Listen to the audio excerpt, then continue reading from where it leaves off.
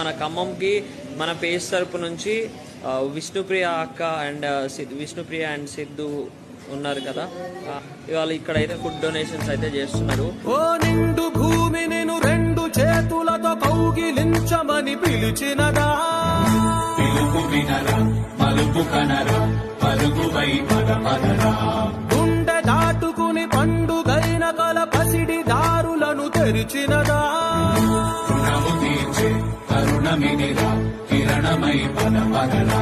ఓ ఏమి వదిలి అటు కదులుతోందమది మాటకైన మరి తలచినదా, మనిషి తనవై నిజము తనవై పరులకై పదపదరా.